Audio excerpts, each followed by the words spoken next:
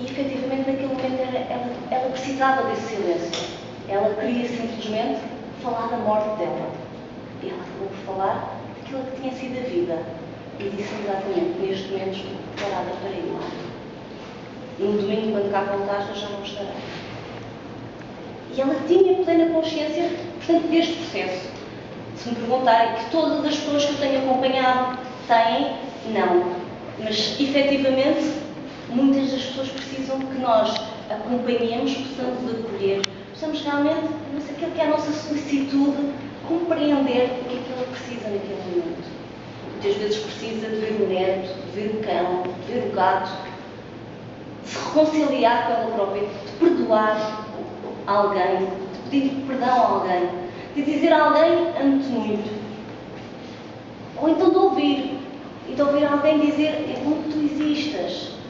E estas coisas são-nos tão caras, depois parece que saem cá dentro, tiramos quase a sacarrolhas. Parece que custa tanto, quando na realidade é a essência daquilo que nós temos e que vivemos. Quando sabemos como morrer, sabemos como viver. Ele diz: devemos amar-nos uns aos outros ou morrer. O amor, ele diz, o amor ganha sempre. A fragilidade do corpo, a sua intimidade, a privacidade, a sua finitude. Todas estas são características que, na maior parte das vezes, dependem efetivamente do respeito pelo outro, do respeito pelo corpo do outro, do respeito pelo aquele ser que está a ver a sua vida chegar ao fim, mas que mantém toda a vida acumulada e que é aquela pessoa, é aquela vida, e nós estamos a restituir, devolver essa vida àquela pessoa. Perdoa tudo a todos, não esperes, nem todos têm tempo. E muitas vezes na fase final da vida as pessoas dizem exatamente isso. Diga aquilo que quiser dizer no momento, não espere, amanhã pode ser tarde. Precisamente porque naquele momento as pessoas querem se despedir e fazem sempre como se fosse a última vez, como se fosse o último beijo e o último abraço. Porque cada dia eles vivem uma conquista e dizem: eu estou a viver a fase mais bonita da minha vida. Como seria o nosso último dia de saúde se fosse possível escolhermos? Há descrições maravilhosas, onde as pessoas que não sorriam há meses voltam a sorrir, fecham os olhos e voltam a sorrir, visualizando aquilo que seria o que eles gostariam. Com quem, como, onde, a fazer o quê? Como é que nós queríamos que fosse? A morte termina uma vida, nunca uma relação. E, efetivamente, é o corpo que parte, mas é as memórias que perduram e que ficam e que nos deixam realmente o sentido daquela vida. Como dizer adeus? Tu tocaste-me. É importante que te possas despedir. Portanto, o morrer e a morte não são um acontecimento individual. Salvo em raríssimos casos, como ser relacional, deixa um rastro. É a pedra que cai do lago e origina círculos concêntricos de raio crescente que acabam por atingir as margens. Contudo, o momento da morte não poupa os profissionais de saúde, mas o conhecimento, a compreensão e especialmente a consciência de todos estes fenómenos ajuda o sistema a decidir o que fazer para diminuir as mortes evitáveis, ajuda os profissionais a capacitarem-se para melhor aliviar o sofrimento dos que caminham inexoravelmente para o seu fim e, quando este chega, assegurarem aos nossos doentes o direito a uma morte digna. Neste direito a esta morte digna, não poderíamos deixar de ter aquilo que são os guias orientadores da nossa prática, aqueles são as virtudes e os princípios morais. Todos nós conhecemos o respeito pela autonomia, a beneficência, a não maleficência, a justiça.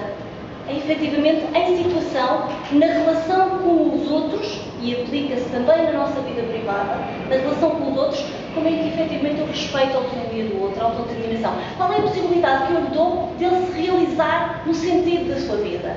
Naquela fase final da vida, como é que eu consigo contribuir para que aquela pessoa efetivamente se sinta feliz? E digo feliz porque tenho a esperança de não sofrer, tenho a esperança de cumprir aquele que é o seu sentido individual. A veracidade, que efetivamente às vezes não temos coragem e dizemos: vai correr tudo bem, não se preocupe, o seu filho vai ter um netinho, ainda vai conseguir vencer. Muitas vezes nós sabemos que não estamos a ser verdadeiros. É dar esperança, mas uma esperança real, em que não implica a mentira. A confidencialidade, o respeito por aquilo que nós sabemos daquela pessoa e a forma como essa confidencialidade é efetivamente o princípio que nos permite agir de acordo com aquilo que é a revisão da vida daquela pessoa. A interioridade. A interioridade que já não está na exterioridade daquilo que ela tinha em ser desde o início da sua vida.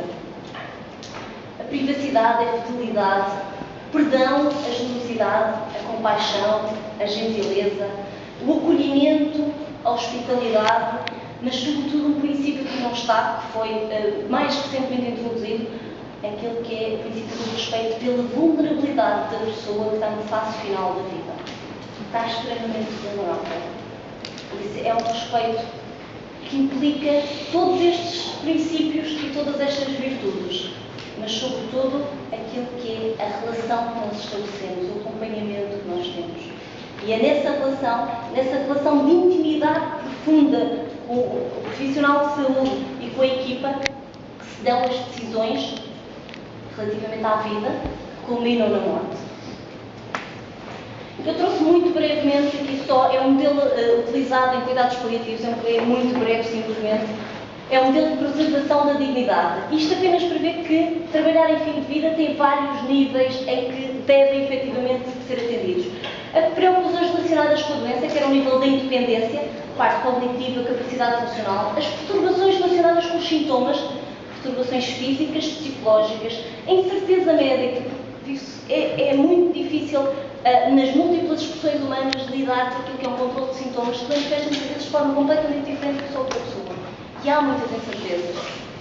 A ansiedade relativamente à morte. Por outro lado, o repertório de preservação da dignidade, perspectivas de conservação da dignidade, a continuidade do eu, do si mesmo, a preservação de papéis, a possibilidade de sucessão, deixar efetivamente o legado, a manutenção do amor próprio, a esperança, a autonomia.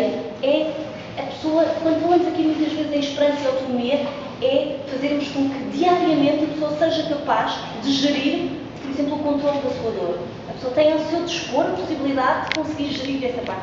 Isso é dar controle, mesmo que não sobre a situação vida, mas sobre situações específicas, que é sobre a situação de eu consigo controlar a minha dor e o meu conforto.